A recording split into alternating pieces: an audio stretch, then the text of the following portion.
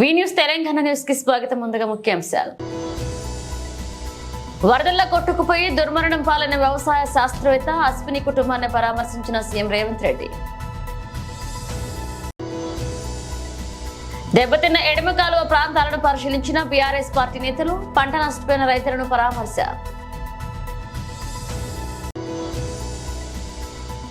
అత్యవసరమైతే తప్ప హైదరాబాద్ వాసులు బయటికి రావద్దు. GHMC alert.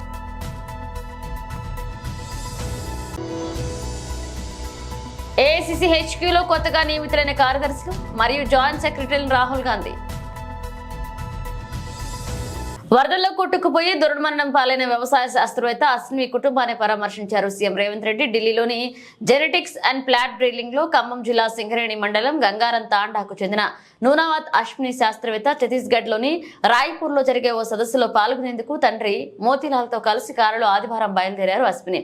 ఇక మహబూబాద్ జిల్లా మరిపేడ మండలం పురుషోత్తమయ్యగూడెం వద్ద వంతెనపై ఆకేరు వాగు ప్రవాహానికి కొట్టుకుపోయింది కారు. అశ్వినితో పాటు ఆమె తండ్రి మృతి చెందారు.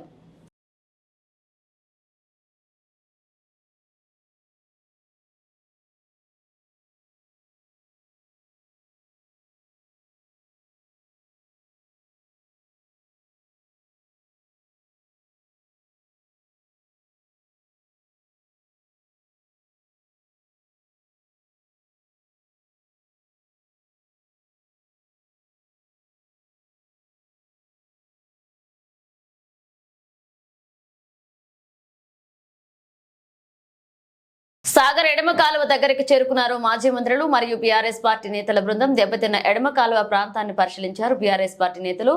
పంట నష్టపోయిన రైతులను పరామర్శించారు.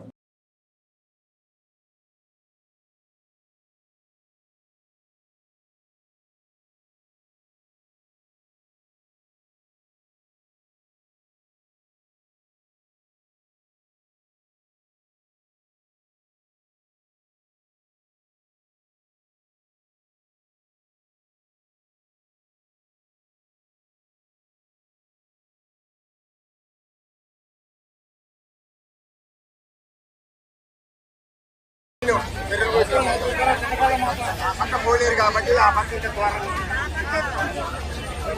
అది పోలేరు కాబట్టి సార్ ఇచ్చేసేసి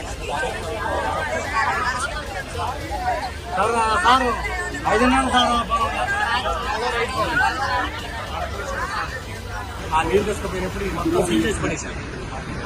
బిల్డింగ్ పెట్టి సీల్ చేసి తీసుకుపోయారు. మళ్ళీ వాటిని రీఓపెనింగ్ చేయకుండా నీళ్లు వదిలేశారు. పూర్తి స్థాయిలో నీళ్లు ఒకేసారి 1,60,000 రూపాయలు ఈ వాటర్ ఇటు ఈ వాటర్ ఇటు దగ్గరలో ఉండబట్టి 2 గంటలు ప్లాస్టిక్ ఎస్కేప్ ఛానల్ ఓపెన్ చేసి ఉంటే ఇంకా ప్రజలు వెళ్ళిపోయేది. ఆదివారం సార్ ఆ రోజు పూర్తి స్థాయిలో నిర్లక్ష్యం చేసి అబ్జర్వ్ల నిర్లక్ష్యం చేస్తే ఇంకా ప్లాస్టిక్ ఎక్కువ సార్. ఇప్పుడు ఇక్కడ ఉన్నది కూడా ఎన్ఎస్పీ కెనాల్ కింద ఉన్న రైతులు వాటికి పట్టాలు లేవు. పూర్తిగా 2 ఎకరాలు 3 ఎకరాలు 4 ఎకరాలు ఉన్న రైతులే పూర్తి స్థాయిలో దెబ్బతింది. ఇప్పుడు చూస్తారు సార్ అత్యవసరమైతే తప్ప భాగ్యనగర వాసులు బయటికి రావద్దని గ్రేటర్ హైదరాబాద్ మున్సిపల్ కార్పొరేషన్ అధికారులు ప్రకటన జారీ చేశారు. భారీ వర్షాలు కురవడంతో పలు ప్రాంతాల్లో వరదలు వస్తున్నాయని, నాలాలు పొంగిపొర్లుతున్నాయని తెలిసింది. ఇక ప్రజలు నాలాలు, చెరువులు, లోతట్టు ప్రాంతాల వద్దకు వెళ్లొద్దన్నారు. వాహనదారులు, పాదచారులు రోడ్డుపై వెళ్లేటప్పుడు అప్రమత్తంగా ఉండాలని తెలిసిందే. పిల్లలు, వృద్ధుల పట్ల జాగ్రత్తగా ఉండాలని, వారిని అనవసరంగా బయటకు పంపించకూడదన్నారు. ఇంట్లోనే ఉండండి, జాగ్రత్తగా ఉండండి, మీ భద్రత మా బాధ్యత అని జీహెచ్ఎంసీ పేర్కొంది. కాంగ్రెస్ అధ్యక్షుడు ఖర్గే మరియు రాహుల్ గాంధీ ఏఐసీసీ జీఎస్ తో పాటు కేసీ వేణుగోపాల్ ఏఐసీసీ హెచ్క్యూలో కొత్తగా నియమితులైన కార్యదర్శులు మరియు జాయింట్ సెక్రటరీలను కలిశారు.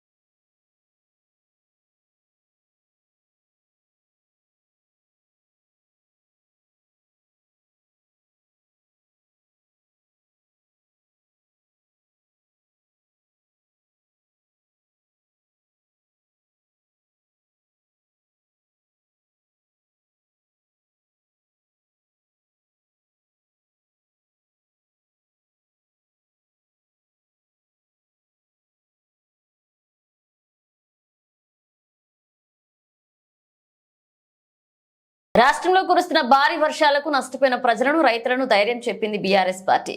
బీఆర్ఎస్ అధ్యక్షుడు కేసీఆర్ ఆదేశాల మేరకు మాజీ మంత్రి హరీష్ రావు నేతృత్వంలో బీఆర్ఎస్ శాసనసభ్యుల బృందం రావడం జరిగింది. ఆపత్కాలంలో రాజకీయాలు చేసిన అవసరం మా పార్టీకి లేదన్నారు. ప్రజలకు ధైర్యం చెప్పవలసిన ముఖ్యమంత్రి 2 రోజులు పత్తా లేకుండా పోయి తన తప్పును దాచిపెట్టుకోవడానికే కేసీఆర్ పై మా పార్టీపై విమర్శలు చేశారన్నారు. పెళ్లికి చావుకి తేడా తెలియని పరిస్థితుల్లో ముఖ్యమంత్రి ఉన్నారన్నారు. ఓదార్పుకు వచ్చారా సంబరాలకు వచ్చారా అర్థం కాలేదన్నారు. ఈ కాలువ కట్ట దెబ్బతినడానికి ప్రధానమైన కారణం ప్రభుత్వమే అని రైతులు ఆధారాలు కూడా చూపిస్తున్నారు. ఖమ్మం జిల్లాకు సంబంధించిన మంత్రులు ఖమ్మం జిల్లాకు నీళ్లు తీసుకుపోయేందుకు కాలువ కట్ట మీద పోలీసులను పెట్టి తూములు మూసివేసి ఘాట్లకు వెల్డింగ్ వేసి నీళ్లు పోకుండా చేశారు. గేట్లకు వెల్డింగ్ వేయడం వల్ల వరద వచ్చినప్పుడు గేట్లు తెరుచుకోలేక షట్టర్లు కట్టకొట్టుకుపోయిందని రైతులు ఆధారాలు చూపిస్తున్నారు. ఇది ప్రకృతి విలయం తెగిన కాలువ కాదు, కేవలం అధికార పార్టీ మంత్రులు చేసిన నిర్వాకం వల్లే తెగిందన్నారు. ఖమ్మంలో ప్రజలు చనిపోవడానికి కూడా కాంగ్రెస్ ప్రభుత్వమే కారణమన్నారు. 9 గంటల సహాయం కోసం ఎదురు చూస్తున్న బాధితులను కాపాడడంలో ప్రభుత్వం విఫలమైందన్నారు. చీకటి పడ్డాక కాంగ్రెస్ పార్టీ మంత్రులు ముసలి కన్నీళ్లు కార్చి ప్రజలను మభ్యపెట్టే ప్రయత్నం చేశారన్నారు. ప్రజలను గాలికి వదిలేసి ముఖ్యమంత్రి మంత్రులు జలసాలతో మునిగి తేలుతున్నారు. ఇది ప్రభుత్వం సృష్టించిన విలయం, ప్రకృతి సృష్టించిన విలయం కాదన్నారు. పంట నష్టపోవడమే కాక మరొక 2 పంటలు వేయలేని పరిస్థితి ఏర్పడిందన్నారు. ఇక్కడ రైతులు తమ పొలాలను బాగు చేస్తే చాలు, మాకు ఎలాంటి డబ్బులు అవసరం లేదని ఆవేదన వ్యక్తం చేస్తున్నారు. పూర్తిగా ఇసుక మేటలు ఏరుకుపోయి రాళ్లు రంపలతో పొలాలు నిండిపోయాయని ఆరోపించారు. గతంలో ఇలాంటి సమయంలో కేసీఆర్ నిద్రపోకుండా మంత్రులందరినీ ప్రజల్లో ఉంచి పనిచేయించారన్నారు. చేతగాని కాంగ్రెస్ దద్దమ్మ ప్రభుత్వం వల్ల ఇలా జరిగిందన్నారు.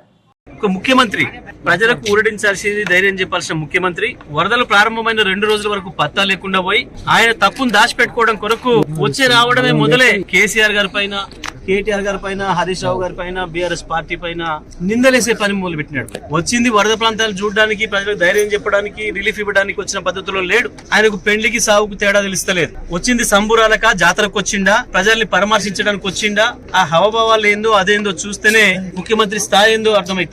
మేము మాట్లాడలే, ఇప్పుడు మీ అందరి సమక్షంలో రైతులు చెప్పాను. ఇవాళ కొన్ని మీడియాలో కూడా వచ్చింది, నేను ఇక్కడికి మీడియా వాళ్ళు ఎవరు లేనప్పుడు వస్తే కూడా రైతాంగం చెప్పాను. ఏంది ఇవాళ మనం ఏదైతే ఎన్ఎస్పీ కాలువ మీద నిలబడినామో ఈ కాలువ కట్ట తెగడానికి ప్రధానమైన కారణం ప్రభుత్వమే అని రైతులు చూపిస్తున్నారు, ఆధారాలు కూడా చూపిస్తున్నారు.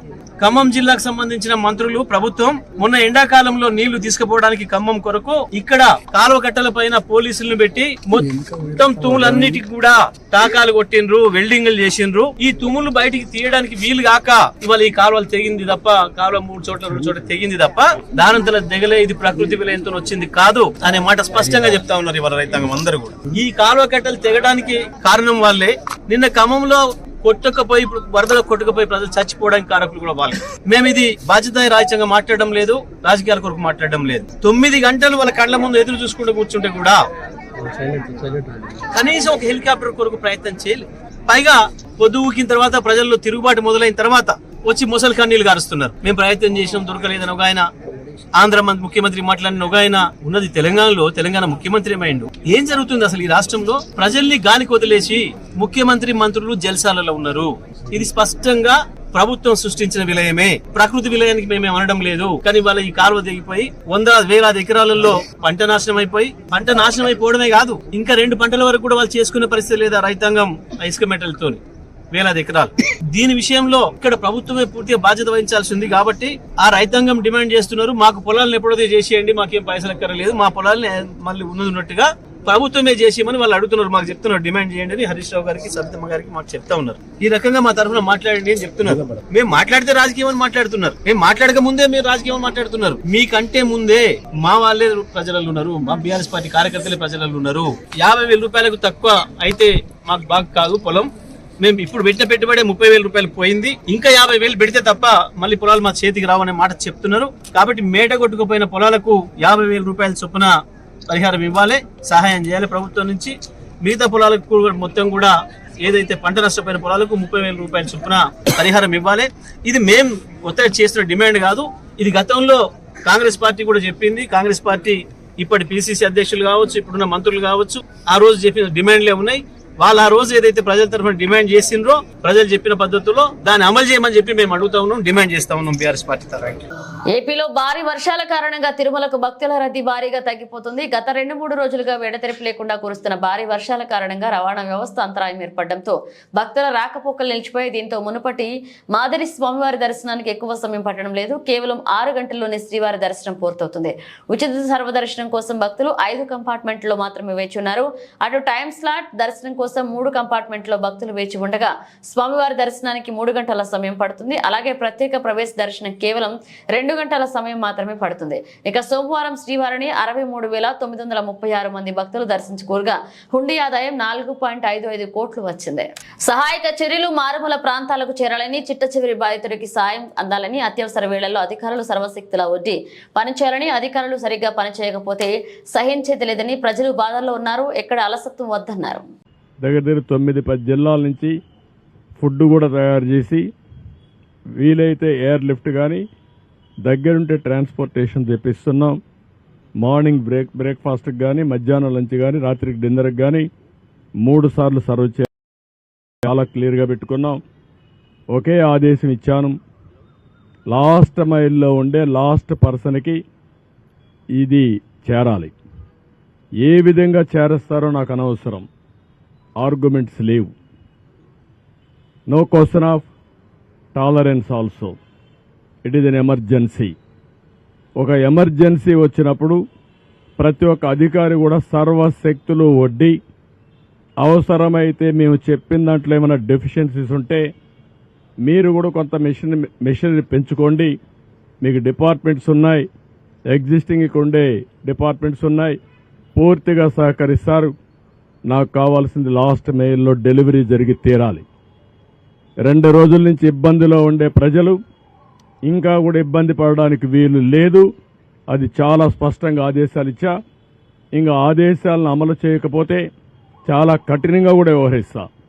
ఆ విషయం కూడా చెప్తున్నా. నేను అందుకే చాలా క్లియర్గా హైరార్కీ ఇచ్చాం. టెక్నాలజీ కూడా మైన్యూట్ డీటెయిల్స్ వర్కౌట్ చేసా. ఆ విషయం కూడా మీకు చెప్పాలి. ఎందుకంటే సింగ్ నగర్కి అన్ని వెహికల్స్ వస్తే అక్కడ అందరూ రావడం, పెద్ద ఎత్తున అక్కడి నుంచి కిందికి పోనీయకుండా చేసే పరిస్థితి వచ్చారు. సింగ్ నగర్లో ఉండే అందరినీ కోరుతున్నా, ఎవరు అక్కడ సమావేశం కావద్దండి. వెహికల్ వస్తే మీ డివిజన్కి, మీ సచివాలయం ఏరియాకి వస్తాయి, అక్కడనే డిస్ట్రిబ్యూట్ చేస్తాను తప్ప ఇక్కడ డిస్ట్రిబ్యూషన్ కూడా ఆపేయమని చెప్పాను. అది కూడా చాలా స్పష్టమైన ఆదేశాలు ఇచ్చాం. ప్రతి ఒక్క వెహికల్లో ఎవరైతే ఒక అక్టోపస్ కానిస్టేబుల్ని, ఒక గ్రే హౌండ్స్ని, ఏపీఎస్సీ స్టాఫ్ని పెట్టాం డెలివరీ ఇవ్వడానికి. వాళ్ళు తీసుకొస్తారు ఇవన్నీ. ఎక్కడన్నా ఇవన్నీ చేయకపోతే పోలీస్ ఆఫీసర్లు కూడా చాలా క్లియర్గా చెప్తున్న, హైరార్కీ కూడా మోస్ట్ డిసిప్లిన్ ఫోర్స్ వచ్చి police. Be discipline. Law and order maintain చేసే బాధ్యత మీది. లా అండ్ ఆర్డర్ మెయింటైన్ చేయకపోతే నష్టం జరిగేది రిమోట్ ఏరియాలో ఉండే పేదవాడికి జరుగుతుంది. నేను చూశాను, వాళ్ళ బాధలు చూశాను. వాళ్ళ బాధలు చూస్తే వన్ననా తిరుతాం. ఒకటి కాదు, ఒక తండ్రి భార్యను వదిలిపెట్టి బిడ్డ బతుకు కోసం సేవ్ చేసుకోవాలని వచ్చాడంటే మనం ఊహించుకోవాలి. అదేవిధంగా ముసలవాళ్ళు, నడవలేని వాళ్ళు నీళ్లలో నడిచొచ్చి బట్టలు లేకుండా వచ్చారంటే వాళ్ళ బాధలు అర్థం చేసుకోవాలి. మధుర నియోజకవర్గం ముదిగొండ మండలం న్యూ లక్ష్మీపురం, పాండ్రేగుపల్లె గ్రామాలలో మున్నేరు వరద ముంపు ప్రాంతాల్లో పర్యటించి బాధితుల ఇళ్లను, పంట పొలాలను ప్రత్యక్షంగా చూసి వారి ఆవేదనని అర్థం చేసుకున్నారు. ప్రజాప్రతినిధిగా తక్షణమే ప్రభుత్వం నుంచి నిత్యావసర సరుకులను పంపిణీంచాలని స్థానిక అధికారులను ఆదేశించారు. తదనంతరం ప్రభుత్వం తరపున అన్ని రకాలుగా వారిని ఆదుకుంటామని ప్రజలందరికీ మనోధైర్యం కల్పించడం జరిగింది.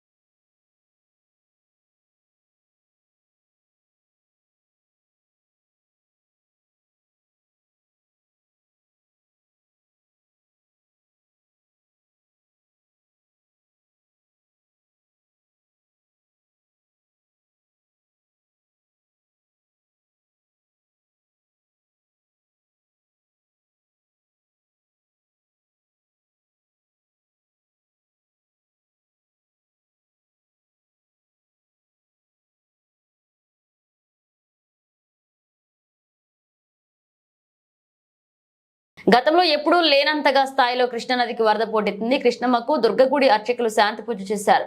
పసుపు కుంకుమలు నదిలో వదిలి అనుగ్రహించాలని వేడుకున్నారు.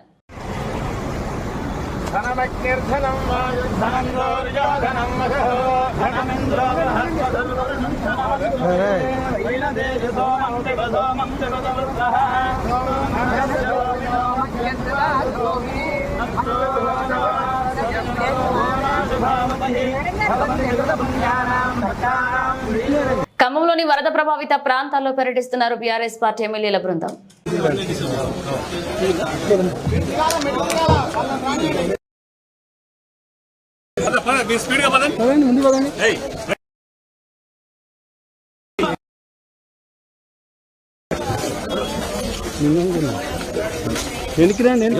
అట్లే అనుకోండి.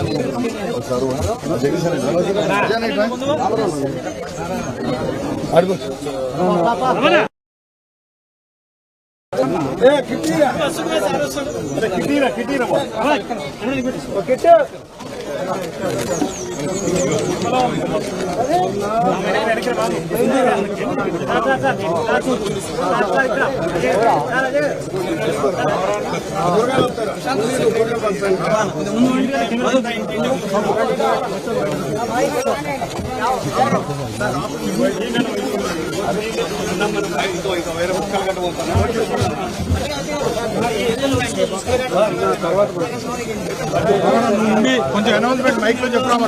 ఇంటింటికి వస్తాయండి. మాకేం కొనుక్కోలేమా? 10 రూపాయలు ఏమైనా ఆడుకుంటే ఆడుకోండి.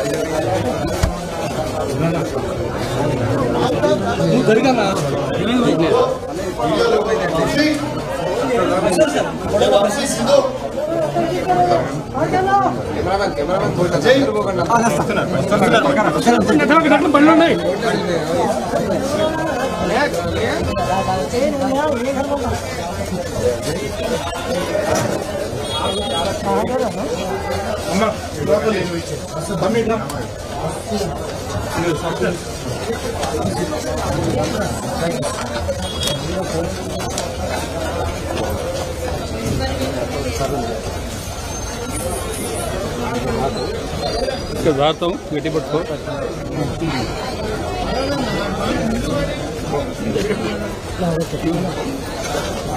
జరగండి.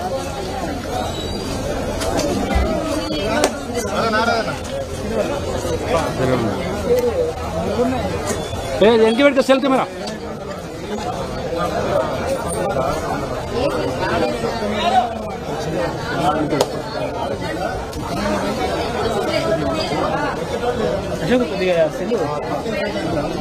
కింద చెప్పు కింద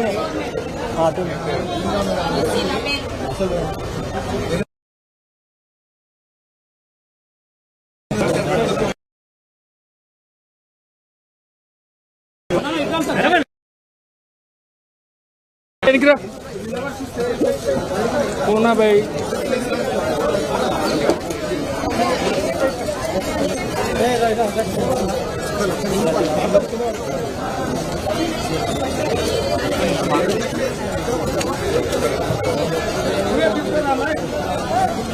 కొంచెం ఫాస్ట్ సత్యనారాయణ నేను వచ్చిన కదా మైక్లో అనౌన్స్ చేయి, ఇంటింటికి వచ్చి ఇస్తున్నారు. ఈ మైక్ ఉంది కదా, మైక్లో పెట్టించు. హ్యాండ్ మైక్లో చెప్తున్నారు. ఇక్కడేమో మాట్లాడరు ఎవరు.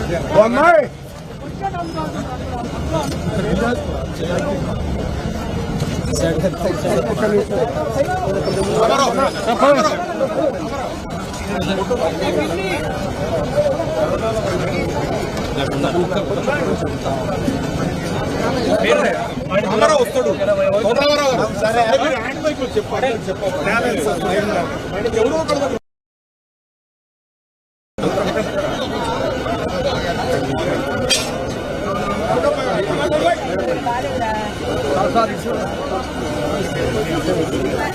నర్సడు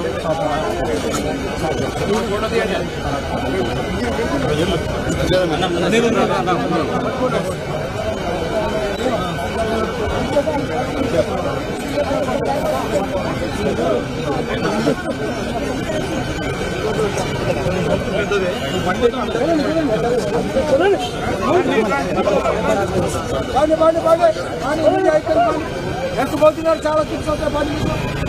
అలాగే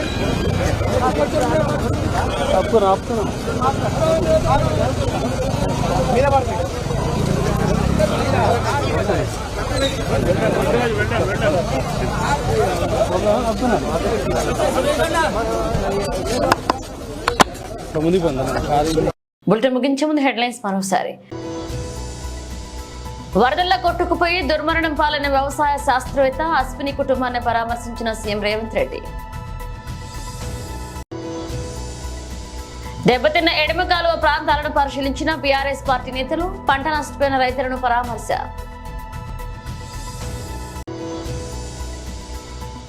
అత్యవసరమైతే తప్ప హైదరాబాద్ వాసులు బయటికి రావద్దు, జీహెచ్ఎంసీ అలర్ట్.